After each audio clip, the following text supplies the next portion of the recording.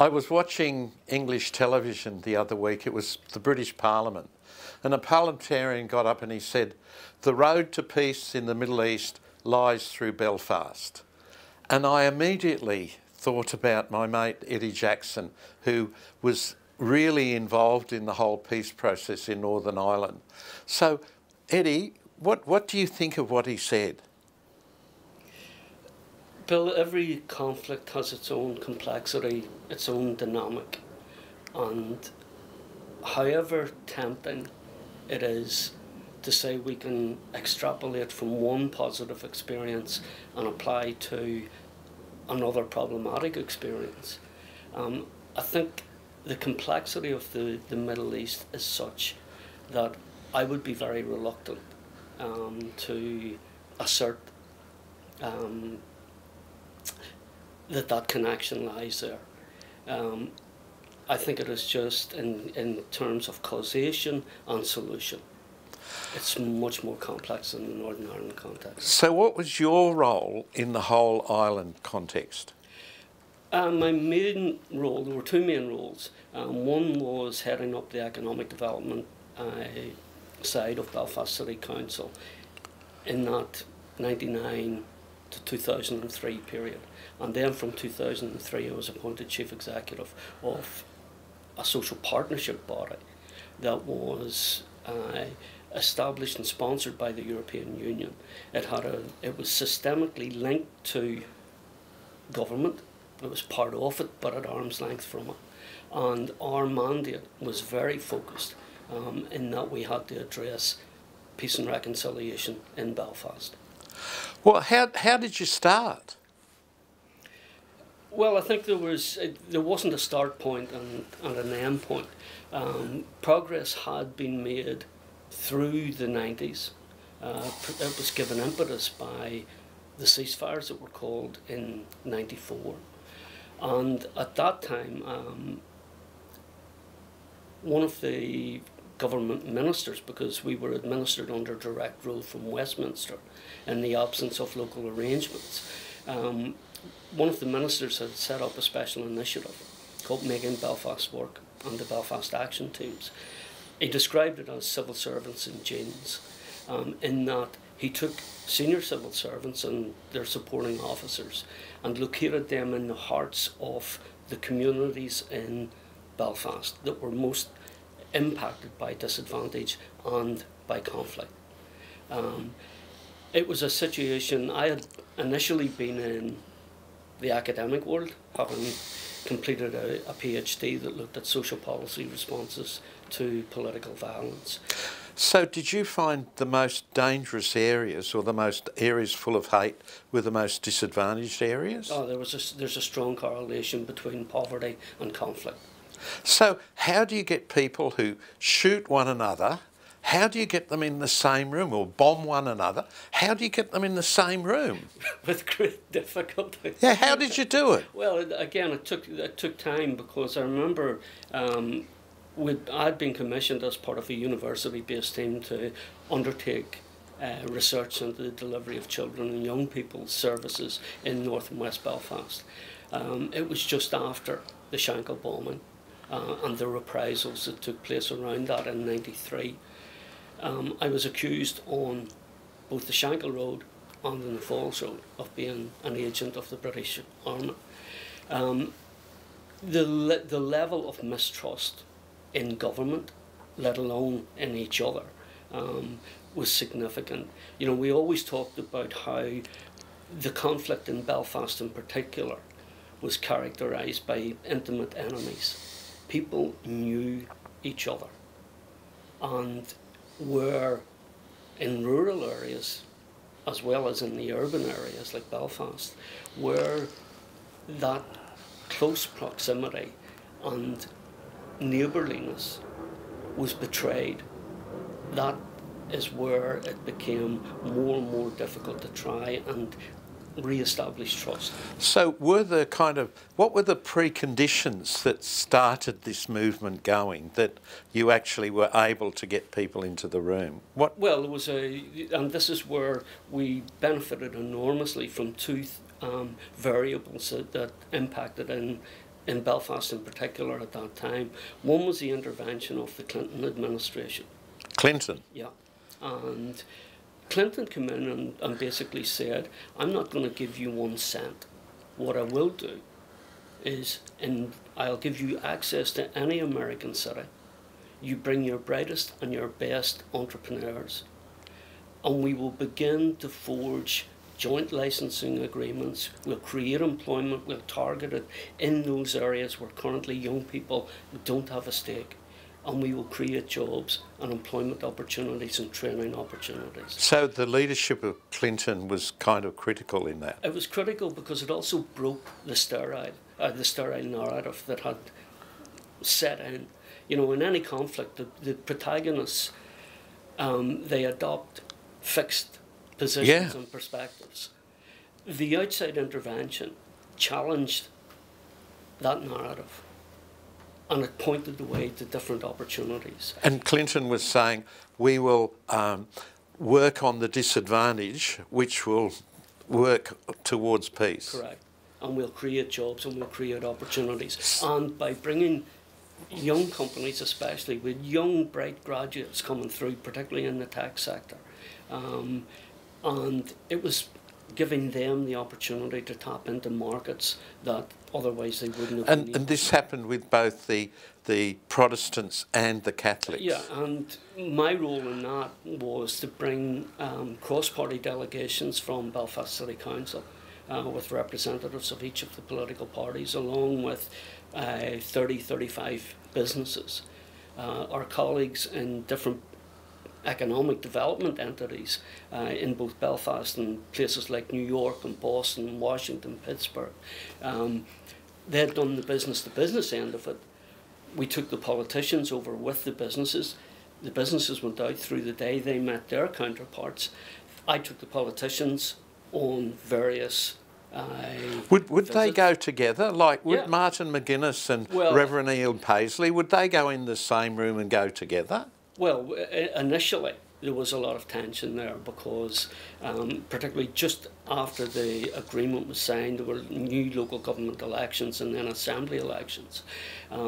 Some of the members of the IRA who had been released under the agreement moved into politics.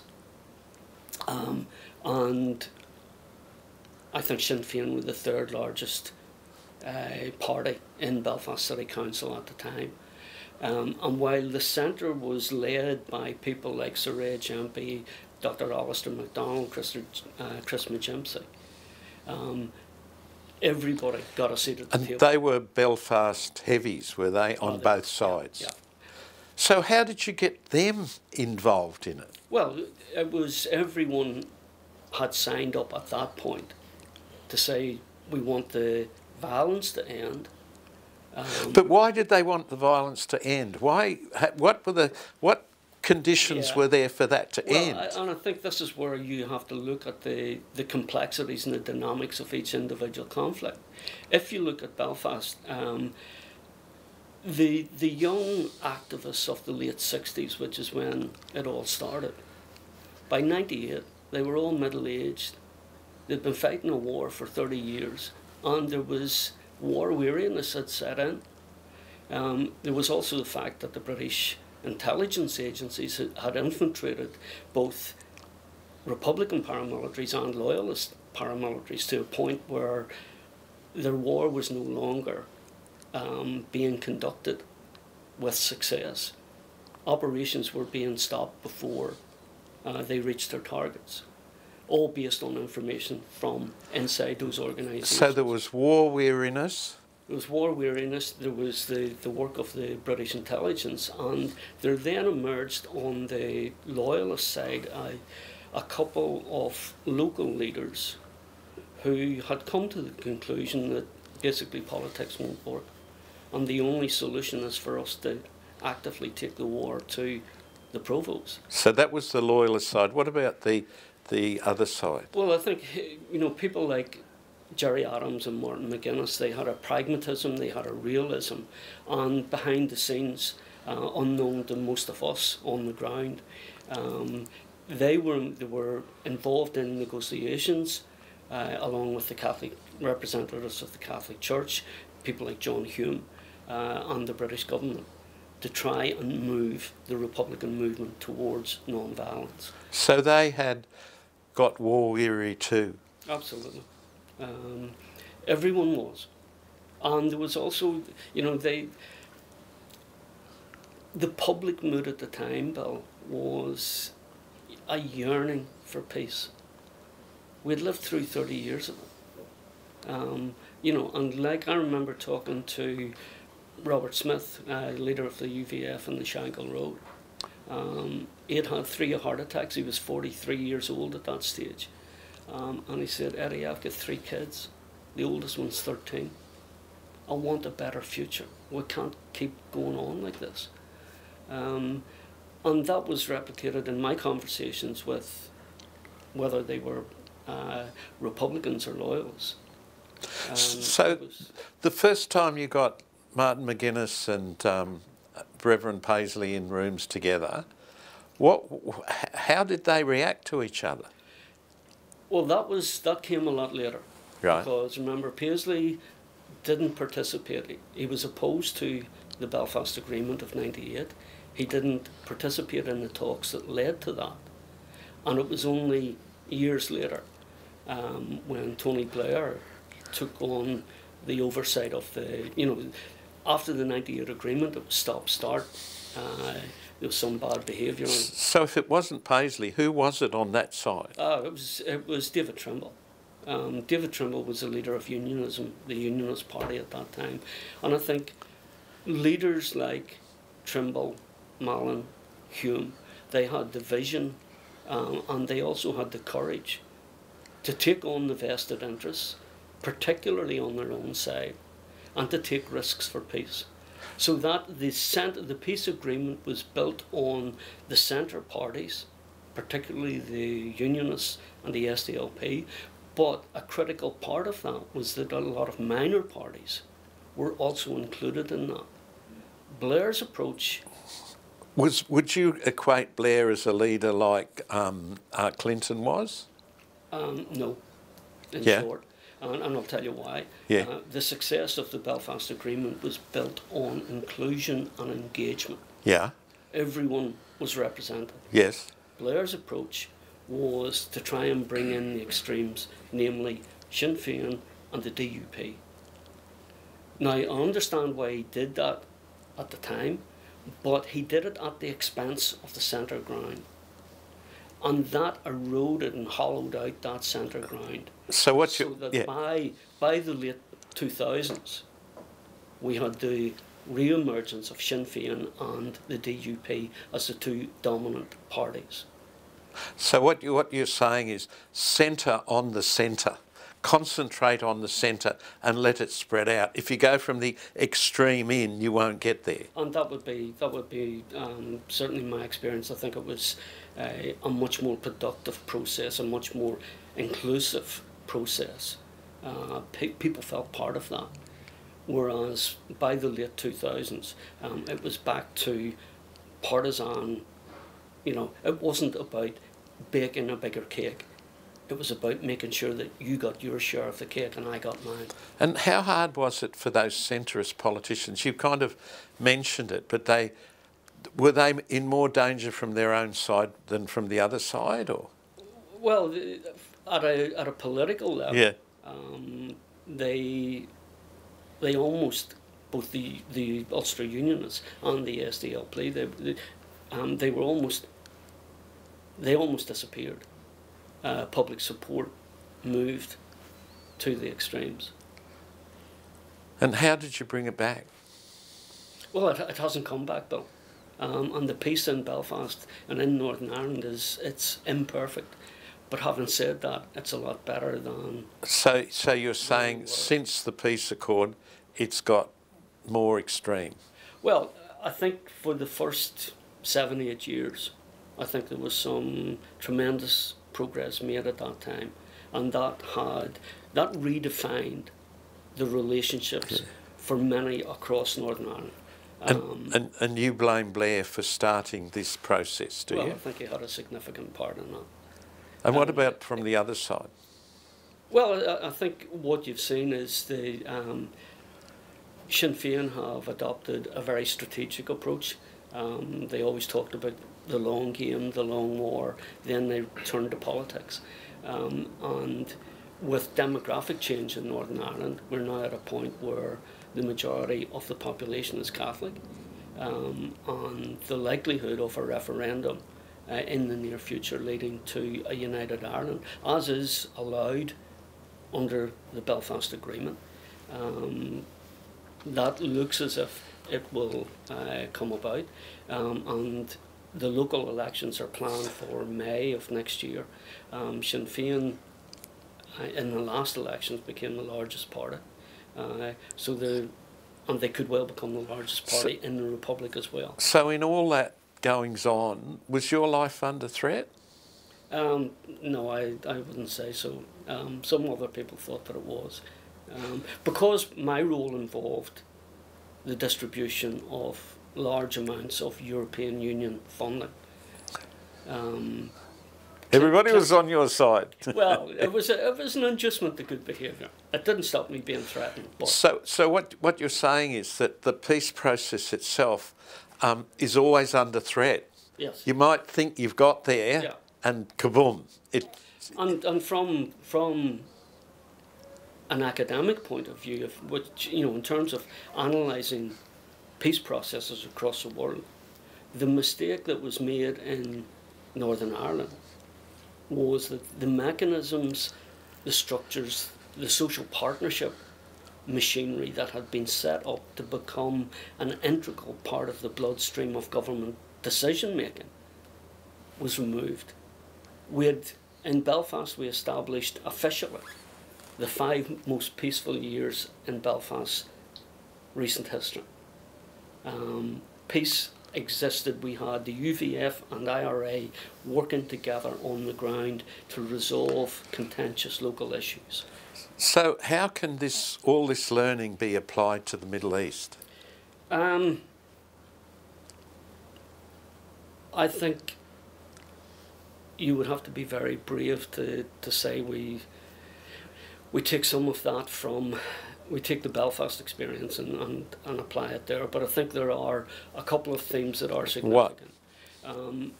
One is that context and timing are critical. Seamus Mullen, who was Deputy First Minister at the time, famously said the Belfast Agreement of 1998 is Sunningdale for slow learners.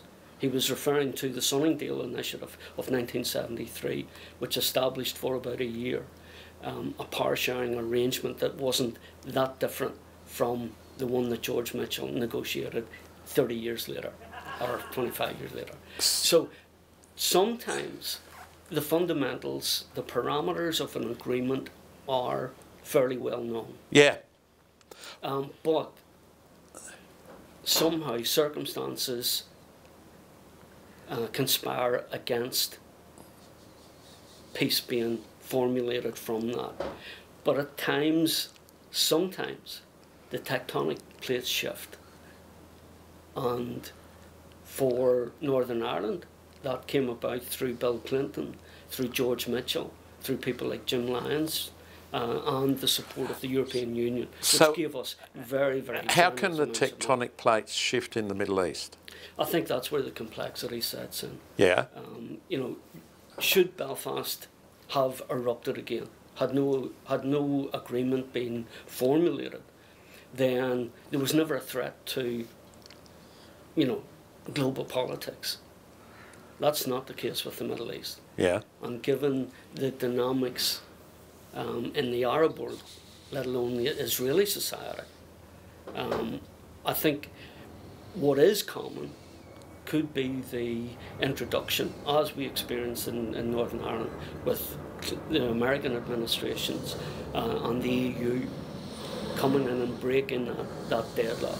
I think the international community will have a role to play. So what would you recommend they do? Well, I think the starting point has to be where Israelis and Palestinians want peace more than the external actors. Without that, you're going nowhere. And I think we're a long, long way from that at the minute. So what are the little things we could do now to start the process, do you think? I think the trauma, the collective trauma, is such that it can't be forced at this point. You know, you've got the top table and the military, the political, the diplomatic powers that be will play out. Underneath that are two important levels. One is the intermediary bodies, the governments of today, the public departments, public policy makers. They've all got a role to play, and significant NGOs. And then in the bottom tier, if you think of it as a triangle, that top tier is your political, your diplomatic, your military. And then you've got the intermediate level, and at the bottom, the base of that pyramid is the community. We had to deal with two separate and well-identified communities. I think it's much more complex when you get into the politics of the Middle East. But there you've got two communities that really know one another, because they've been rubbing up against one another for 70 or 80 years. Yeah. So you've got that, haven't you? You have, but I think the point I made about intimate enemies. Yeah. I think what happened on the 7th of October has destroyed the trust of the Israeli community in any prospect of peace. If you look at some of those kibbutzim in southern Israel were adjacent to the Strip, they were actively involved in negotiating with Palestinians from Gaza. And apparently they were some of the people who led Hamas in to the kibbutzim. The betrayal, that sort of betrayal, is very, very difficult to get over. So we're way decades away. I remember sitting talking to an Israeli actually in southern Lebanon in the late 80s, and he said, Eddie, Belfast won't change until people like you who have travelled and experienced different life opportunities, until you go back and make an impact. And it will take 30 years. This could well take as long as that. So what can do-gooders do? Yeah, I think what can do-gooders do? Yeah, and I think we were in Belfast. We were very, very fortunate to engage with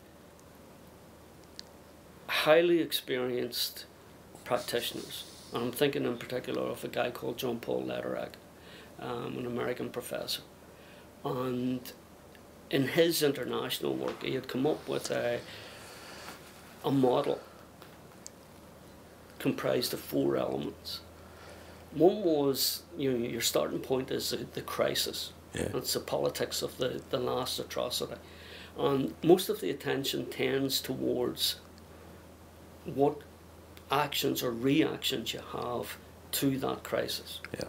And that's where we are now. Yes. In Israel and Gaza. But he talks about the need for decade planning. And beyond that, working through methodically at different levels with different sets of people, working through the preparation and training over the next 2-3 years that will lead to a conversation and sets of conversations about the design of social change. And somewhere over the next 5 to 10 years, we try to affect that change. And then you can look at that, the 4th element is that wider systemic change or generational vision. And if you think about Northern Ireland, it's 25 years. We celebrated the 25th year, or 25th anniversary of the Belfast Agreement in April of this year. There were few people in 1998 who would have projected forward to where we are today. Is it a perfect peace? No, it's not. There's a lot of work, there's a lot of things that we got wrong, that we didn't do properly, we didn't invest in. but there's a lot of things that we got right. So what can Australia do now? What's the state of Australia at the moment in all of this? Well, I think what we've seen, particularly in Sydney and Melbourne, in the aftermath of October 7, has been an illustration of where global events come to ground on the streets of urban areas. And sometimes that's ugly.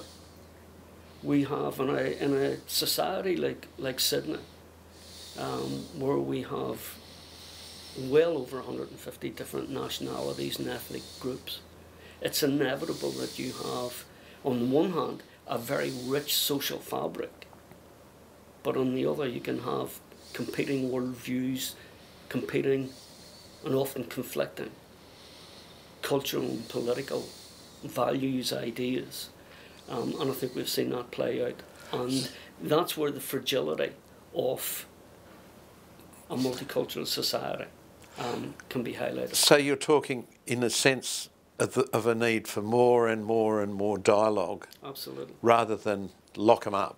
Absolutely. Well, I think, again,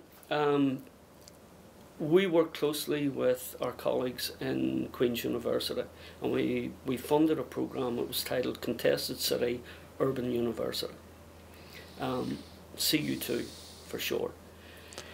And we worked with community groups, with politicians, with policymakers over a period of years. This is hard work. This is really hard work. This is really hard work. Like you're saying here in Australia, we need to do all this sort of stuff. It's hard work. We do, and it requires, I think, visionary political leadership, because the short political cycles of Australia are awful in terms of trying to get a long-term view. Yeah. You have, they're shifting sands all the time. I think this is something that all politicians should recognise and acknowledge as something. It's not just special, where we have this tumult of people living together peacefully. It should be celebrated and it should be supported.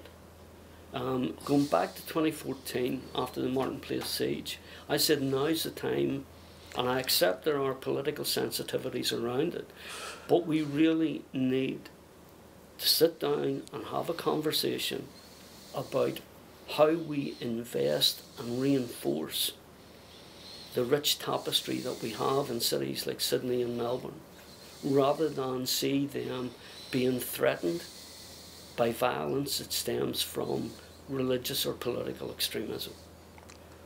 And part of the reason why it's not popular is that, one, you've got very, very sensitive political issues where politicians need to secure their constituency to get re-elected, so they're pretty careful about what they say, and we've seen that in the jumbled policy or political response to the protests that have been on the streets. People are unsure how to react, what to say, and some of them duck for cover, try and ignore it. So what advice would you give them? My advice is that this is where public policy can play an important part, including down at those local government levels. But we need political leadership that says we actually value multiculturalism in Australia, we're going to support it with meaningful projects, and we're going to have the courage to expend some of our political capital in providing the resources and the support that builds capacity at local levels, that ensures and maintains that cross-party support for the work. Do you see that happening?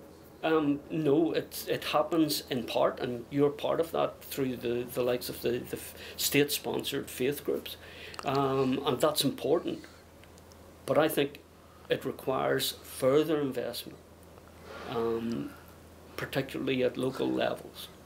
It strikes me it's kind of like two families coming together in a marriage, which are different things, and you get all that interaction that goes. It's hard work. It's really hard work. Yeah, and are we prepared to do the hard work? Yeah, and I think that's a question that needs to be addressed at political levels. And a choice has to be made.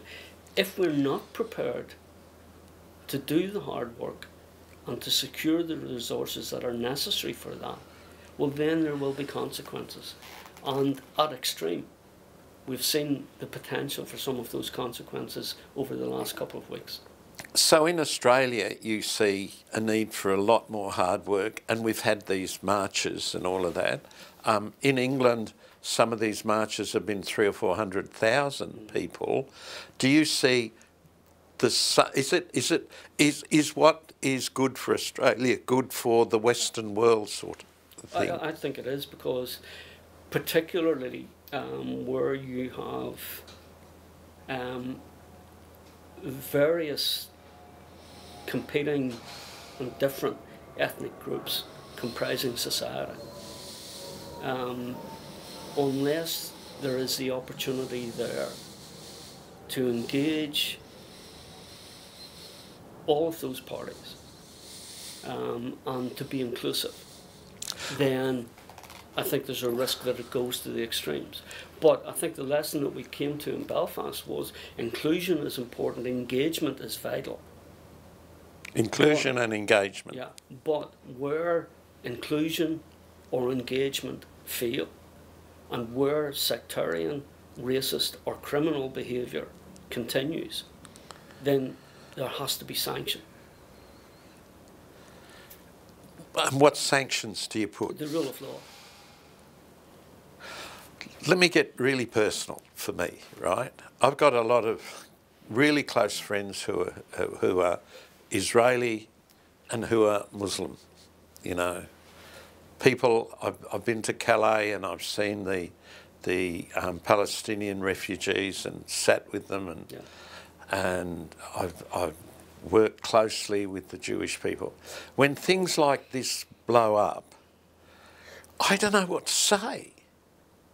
I don't know what to say, because I'm thinking, if I say this, they'll be upset. If I say that, they'll be upset. Where do people like me go? Because to shut up is not there. But what do you say that brings people together at this time? Well, the first thing is that you, and I think you're to be commended for raising the subject, Bill. Because the easiest thing to do is look away. Yeah. Pretend it doesn't exist. Yeah. You know, we know, we care, but we didn't create this. Yes. The best we can do is manage it. Yes. That's not a very effective response. And that's where the courage is required at different levels. It's required of politicians, it's required of community leaders like you, and it's required at local levels, in the communities, in the Warwick farms and the millers of this world that we know well. And without that, then you risk the unravelling of those societies. Yes. And that's a threat that exists on a broad geographic basis around the globe. So we're not alone. And I think it also points to the need for, you know, we ought to be part of an international dialogue. Yes.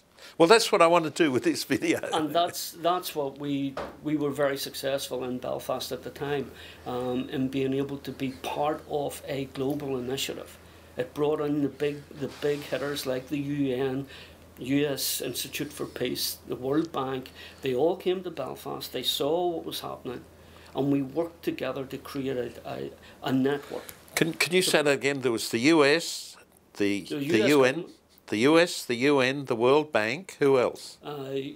US Institute for Peace. Yes. We had NGOs like the International Crisis Group, Human Rights Watch. Yeah. And then local players. So it's a whole spider's web. Yeah, that's exactly what it was. Now, you know, Lederach uses that analogy of a spider's web. He said, we're one part of it. If you look at an orbital web, one part of that can suffer catastrophic damage. But the overall structure remains. We applied that in Belfast to create a network of practitioners at a community level, so that if the proverbial hit the fan in East Belfast, we still had the networks in North, South and West Belfast, and they could offer help, they could offer advice, they could offer an ear to listen, as well as trying to provide. So you got spiders' webs within spiders' webs, yeah. And if one bit goes belly up, you can use the other bits to put it all together. Yeah. Give us some. Is there any sign of hope in all of this? You always have to have hope, even in the darkest days. And I think it was best described and captured by the world famous Seamus Heaney. What did he say? If you just allow me to grab this. Yeah, what did he say? He talked about how human beings suffer, they torture one another, they get hurt and they get hard. And he went on, he said, history says don't hope on this side of the grave. But then, once in a lifetime, the longed for tidal wave of justice can rise up, and hope and history rhyme. So hope for a great sea change on the far side of revenge. Believe that further shore is reachable from here. Believe in miracle and cures and healing wells. Moves me to tears. God bless you, Eddie, and thanks for talking to us. Thank you for the opportunity. Thank you.